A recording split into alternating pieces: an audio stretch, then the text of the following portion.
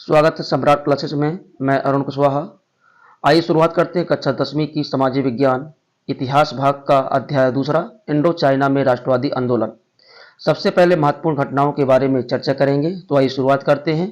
यदि आप चैनल में नए हैं तो सब्सक्राइब जरूर करें, लाइक करें, शेयर करें ताकि आने वाला वीडियो अपडेट रूप में आपको मिल सके। पहला नंबर है औपचारिक रूप से वियतनाम को 1945 में स्वतंत्रता मिली। दूसरा पॉइंट है इंडो चाइना 3 देशों से मिलकर बना है, वियतनाम, कंबोडिया और लाओस। तीसरा पॉइंट है 1858 में फ्रांस ने पहली बार वियतनाम में प्रवेश किया। धीरे धीरे उसने पूरे वियतनाम पर कब्जा कर लिया।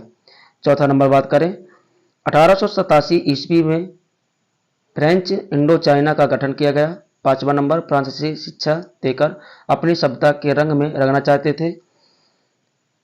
छठवां नंबर है 1907 में टोंकिन फ्री स्कूल खोला गया। विज्ञान, स्वच्छता व फ्रांसीसी भाषा की कथाएं शामिल थीं।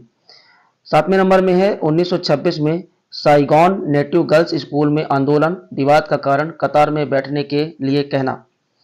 आठवां नंबर है 1903 हनोई में ब्यूबॉनिक प्लेग की महामारी फैल गई। चूहों को पकड़ने की मुहिम शुरू हो गई। नौवां पॉइंट है हुआ हाओ आंदोलन 1939। इस आंदोलन के संस्थापक हुइम फू सो थे। वह जादू टोना करते थे, वह गरीबों की मदद करते थे। फ्रांसीसी सरकार ने इन्हें पागल घोषित कर दिया। उन्हें पागल कहकर बुलाया जाता था। 10वां नंबर है 1854 ईस्वी फ्रांसीसियों की पराजय के बाद जिनेवा में चली शांति वार्ता में वियतनामियों को देश का विभाजन मानने को बाध्य कर दिया गया। उत्तर और दक्षिणी वियतनाम 2 अलग अलग राज्य बन गए। 11वां नंबर बात करें 1974 में पेरिस में एक शांति समझौते पर हस्ताक्षर किए गए। अमेरिका के साथ टकराव की समाप्ति। 12वां नंबर बात करें 1975 ईस्वी में एनएलएफ द्वारा राष्ट्रपति महल पर कब्जा व वियतनाम के दोनों राष्ट्रों को मिलाकर एक राष्ट्र की स्थापना कर दी गई। अब महत्वपूर्ण शब्दावली का अर्थ जानेंगे। पहला नंबर है औपनिवेशिक व्यवस्था। यह व्यवस्था जिसमें कोई देश किसी दूसरे देश पर कब्जा करके उसका आर्थिक और राजनीतिक शोषण करे उसे औपनिवेशिक व्यवस्था कहते हैं या कहलाती है। समन्वयवाद एक ऐसा विश्वास जिसमें विभिन्नताओं की बजाय समानता पर ध्यान देते हुए अलग अलग मान्यताओं और आचारों को एक दूसरे के साथ लाने का प्रयास किया जाता है। तीसरा पॉइंट बात करें यातना शिविर एक प्रकार की जेल जिसमें कानूनी प्रक्रिया का पालन किए बिना ही लोगों को कैद में डाल दिया जाता है व उन्हें कठोर यातनाएं दी जाती हैं। गणतंत्र आम जनता की सहमति और जनप्रतिनिधित्व पर आधारित शासन व्यवस्था। पांचवा पॉइंट है साम्यवाद एक राजनीतिक आंदोलन जो एक ऐसी आर्थिक व्यवस्था पर विश्वास करता है जिसमें राज्य जनता की ओर से सभी उत्पादन साधनों पर नियंत्रण रखता है। इसका उद्देश्य समाज में सभी को समान अधिकार देना है। नापाम अमेरिका में विकसित किया गया एक ऐसा ऑर्गेनिक रसायन जो धीरे धीरे जलता है और मानव त्वचा जैसे किसी भी सतह के संपर्क में आने पर उससे चिपक जाता है, वह जलता रहता है। 7वां नंबर बात करें स्कॉलर्स रिवोल्ट एक आंदोलन जो 1868 में फ्रांसीसी कब्जे और ईसाई धर्म के प्रसार के खिलाफ प्रारंभ हुआ था। इस आंदोलन की बागडोर शाही दरबार के अफसरों के हाथों में थी। महत्वपूर्ण व्यक्ति की बात करें फॉन चो त्रिन है। वियतनाम के एक राष्ट्रवादी नेता थे जो राजतंत्र के कट्टर विरोधी थे। वे फ्रांसीसियों को देश से निकालने के लिए शाही दरबार अथवा राजा की सहायता लेने के पक्ष में नहीं थे। हुइन फू सो वे होहा होआ आंदोलन के संस्थापक थे जो 1939 में वियतनाम में प्रारंभ हुआ। वह गरीबों की सहायता करते व जादू टोना करते। फॉन बोई चाउ वियतनाम के महत्वपूर्ण राष्ट्रवादी 1903 में उन्होंने रिवोल्यूशनरी सोसाइटी दुई वान होई नामक एक पार्टी का गठन किया।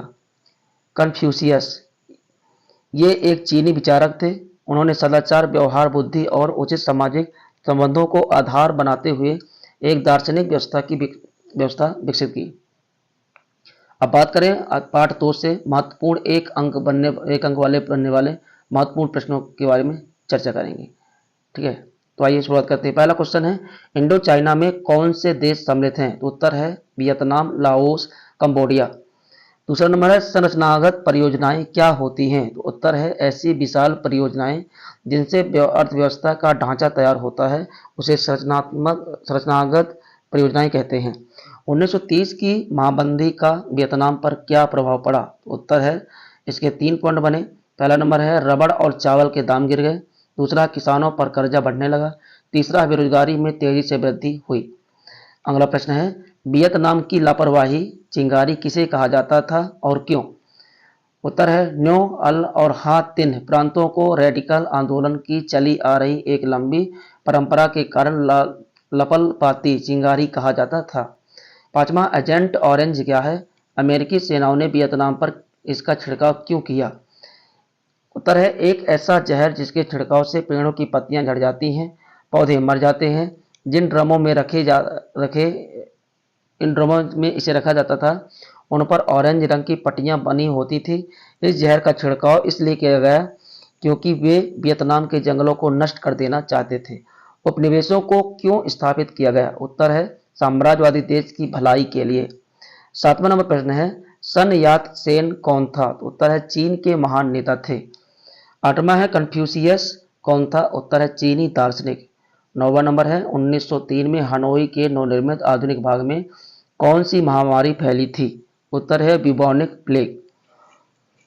अगला प्रश्न है 10वां नंबर एकतरफा अनुबंध व्यवस्था से क्या तात्पर्य है? उत्तर है ऐसा अनुबंध जिसके तहत मजदूरों को कोई अधिकार नहीं दिए जाते थे, शर्तों के अनुसार काम न कर पाने पर मालिक उनके खिलाफ मुकदमे दायर कर देते, उन्हें सजा देते व जेलों में डाल देते थे।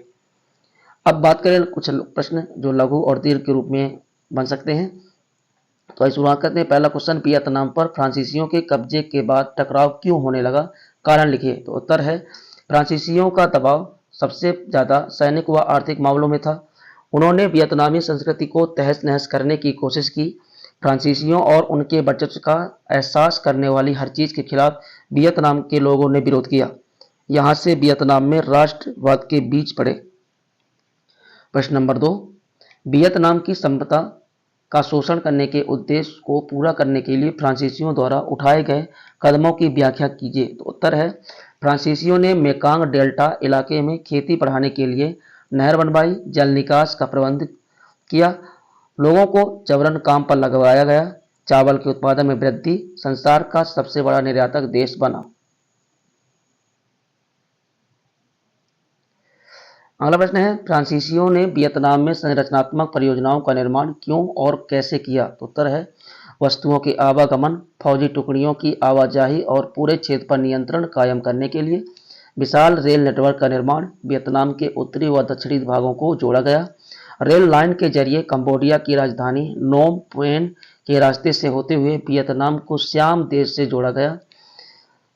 फ्रांसीसी व्यवसायियों द्वारा कारोबार में मुनाफा कमाने के लिए सरकार पर दबाव डाला गया। अगला प्रश्न है वियतनाम के बंटवारे से पूरा देश युद्ध के मोर्चे में तब्दील होकर रह गया। इस कथन की पुष्टि कीजिए। उत्तर है अपने ही लोगों और पर्यावरण की तबाही। तख्ता पलट में बायोडाई को गद्दी से हटाया गया। डीएम की अगुवाई में एक और निरंकुश शासन की स्थापना हुई। तानाशाही के खिलाफ एनएलएफ की स्थापना।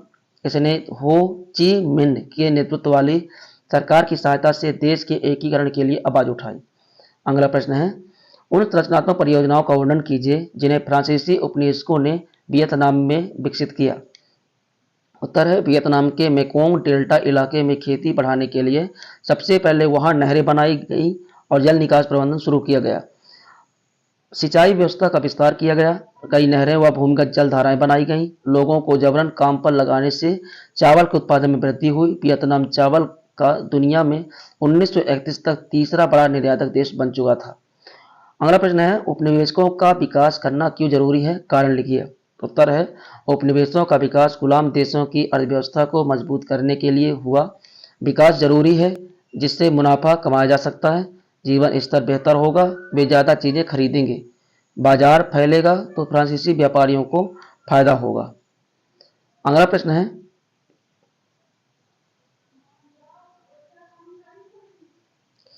फ्रांसीसियों की शिक्षा नीति का वर्णन कीजिए। वियतनाम में टोंकिन फ्री स्कूल खोलने के उद्देश्य को व्याख्या कीजिए। तो फ्रांसीसियों की शिक्षा नीति क्या थी? शिक्षा किस हद तक दी जाए, किस भाषा में दी जाए। धनी वर्ग पर चीनी संस्कृति का गहरा प्रभाव, परंपरागत शिक्षा को तहस नहस किया। फ्रांसीसी किस्म के स्कूल खोले गए। फ्रांसीसी भाषा को शिक्षा का माध्यम बनाने का दबाव नीति निर्माताओं द्वारा। कुछ का विचार था कि छोटी कक्षाओं में वियतनामी और बड़ी में फ्रांसीसी भाषा में शिक्षा दी जाए। किताबों में फ्रांसीसियों और औपनिवेशिक शासक का गुणगान, वियतनामियों को आदिम और पिछड़ा दर्शाया गया जो बौद्धिक कार्य के लायक नहीं है। 1907 में पश्चिमी शिक्षा प्रदान करने के लिए टोंकिन फ्री स्कूल खोला गया। स्कूल छात्रों को पश्चिमी शैली के अपनाने के लिए उकसाता था। विद्यार्थियों को जानबूझकर फेल करना ताकि वे अच्छी नौकरियों की योग्यता प्राप्त न कर सकें। पुस्तकों और पाठ्यक्रम का शिक्षकों और विद्यार्थियों द्वारा विरोध हुआ। शिक्षा के खिलाफ चल रहा संघर्ष धीरे धीरे उपनिवेशवाद के विरोध और स्वतंत्रता के हक में चलने वाला व्यापक आंदोलन बन गया। टोंकिन फ्री स्कूल खोलने का उद्देश्य, फ्रांसीसी वियतनामियों को पश्चिमी ढंग की शिक्षा देना चाहते थे। विज्ञान, स्वच्छता, फ्रांसीसी भाषा और साहित्य शामिल थे। कक्षाएं शाम को लगती थी। इनके लिए फीस अलग से देनी होती थी। बच्चों को छोटे छोटे बाल रखने की सलाह दी जाती थी। अगला प्रश्न, चीन में शुरू हुए पूर्व की ओर चलो आंदोलन की क्या विशेषताएं थी।